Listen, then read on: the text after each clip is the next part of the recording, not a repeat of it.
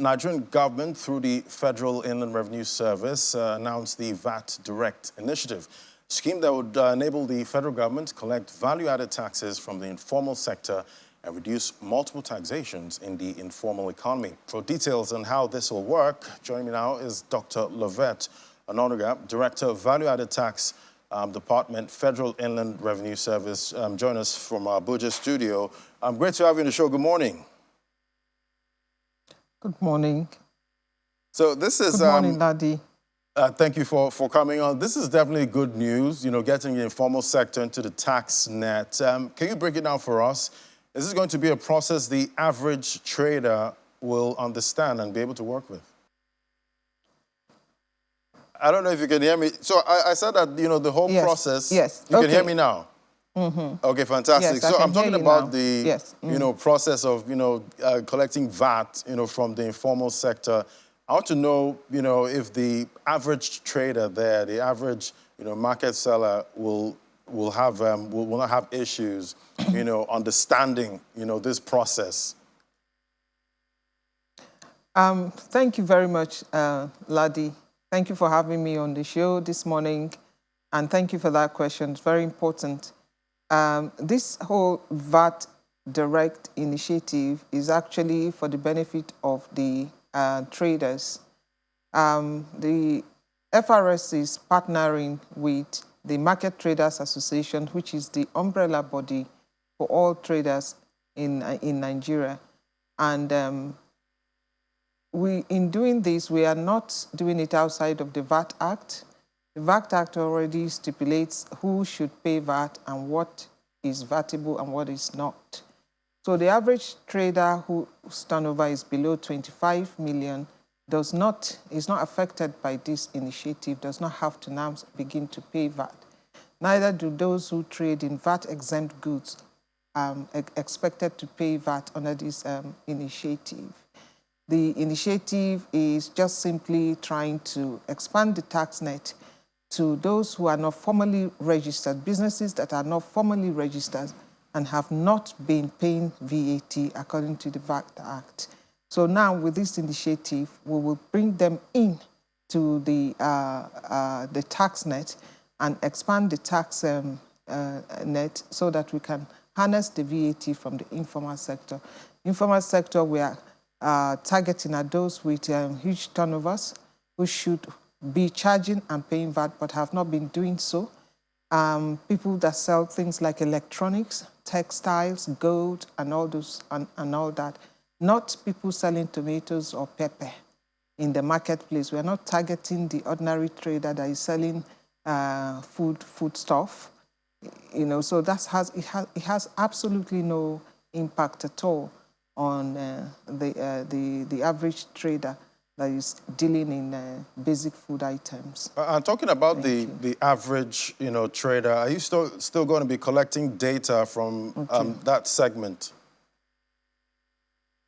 Sorry, could you say that again, please? Yeah, talking about the average traders now. You said they are not the target, at this point. But are you still going to add them, into the tax tax basket? Yes, because like I said, the intent is to expand the tax net. So the VAT Direct Initiative will enumerate traders. That data is very important for planning, both at the local, state, and federal levels. At the moment, we don't even have data on who the business community. The World Bank says that 80% of the Nigerian business economy is informal. Only 20% is formal. And we don't have that data. We don't know who makes up that 80%. The VAT Direct Initiative will lay the foundation for,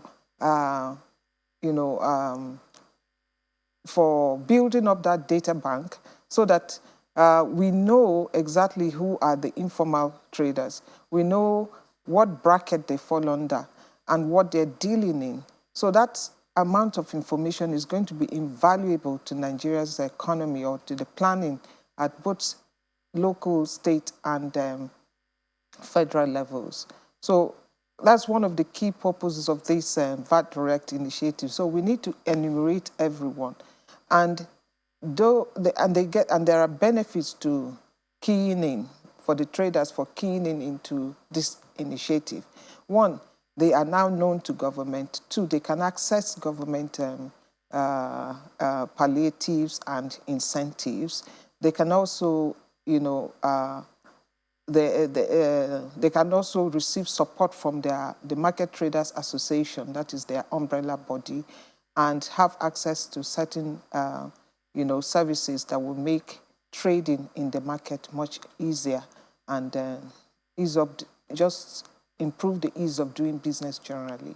And most of these traders, they already pay, some illegal taxes to, some non-state actors at this point. What's the plan, to handle, this kind of situation? We've seen, self-imposed tax collectors that collect illegal taxes, from the market traders. What's the plan to, eliminate, that segment so that they don't have to pay multiple taxes, talking about the traders in the markets?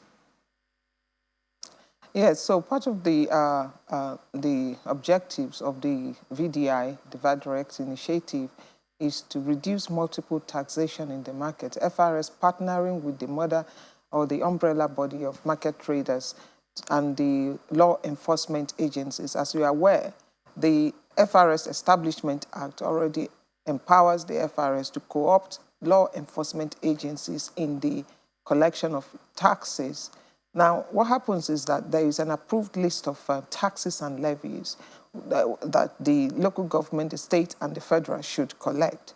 Now, the VAT is a federal tax to be collected from, according to Section 8 of the VAT Act, from all persons, whether individuals, incorporated or not, registered or not, carrying on business in vatable goods and services in the country. Therefore, FRS has the jurisdiction to collect the VAT from everyone who is trading, whether you are an individual or a corporate entity registered or not, so long as you are dealing in vatable goods and services.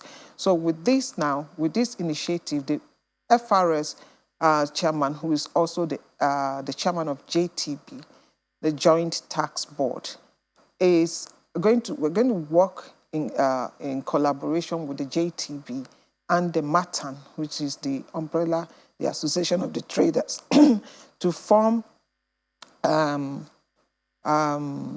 enforcement teams that will ensure sanity in the marketplace. We get rid of illegal touts that are, posing as tax collectors, and those taxes are not really coming into the coffers of the government. So it will only be the approved list of taxes that will now be collected, and with these enforcement teams that will form part of this VAT Direct Initiative. So what about those? Hopefully that will what about make things life better in the markets? Yes. What about the illegal taxation is really affecting them? Yeah. Okay, talking about the illegal tax collectors. What if they put up some kind of resistance and regardless they still go after the traders to collect these taxes forcefully? What happens? So that's why the law enforcement agencies are a key part of this scheme. They are going to work with the agents to form, like I said, the enforcement teams that will patrol the markets and keep the markets safe and keep the markets secure. Now, in conceptualizing this scheme, we looked at what are the issues. Why is it that it's been impossible to actually bring in the informal sector into the tax net?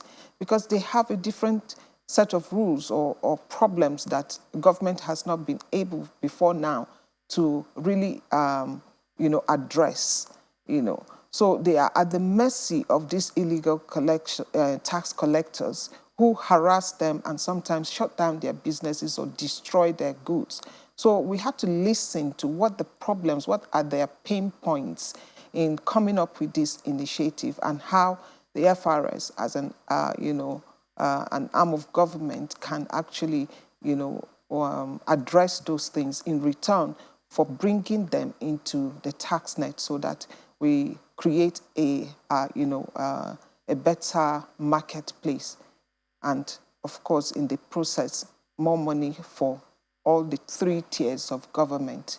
And hopefully the 3 tiers of government also provide a lot for the citizens too. But tell us about the identity card that will be given to Matin members. What can we expect from that? Okay, so the identity card is will be given on enumeration, and that's the digital identity. It gives the traders a digital identity that allows them to become visible and now eligible for the whatever incentives and palliatives that come with this initiative. So it is just an identity card. It has their personal details and 18 identification number on it. That's what the ID card is. And how much data are you expecting here? How much data do you think you're going to be handling? We have a lot of traders, in Nigeria. What are you expecting? Well, according to Matan's records, there's over 40 million members. They have over 40 million members across 774 local government areas of Nigeria. So that's around about the region of data. But like I said, not each and every one of them would be expected to charge VAT on what they're selling. There is a 25 million threshold, which is already built into the VAT Act, which will be taken care of. That means that the very small micro businesses will not be affected. Then there is those who are dealing in non-exempt goods, VAT-exempt goods and services, like basic food items, which I mentioned, pepper, tomato, garri, yam sellers. All these people are not going to be affected. Those dealing in medical services, educational materials or sector, the exempt list is out there in the public space for anyone to access. So all those categories, we are not going to be doing anything outside of what the VAT Act says as it is now. We're only focusing on those who are eligible to actually charge the VAT on their goods and services they deal, who before now have not been in the tax net. But with this initiative now, we will bring them in. All right, definitely. We'll keep tracking progress with that. Thank you so much for coming, Dr. Lovett Ononuga, Director, Value Added Tax Department, FIRS. Thank you for coming on the show today. Thank you very much for having me. Thank you, Ladi. All right.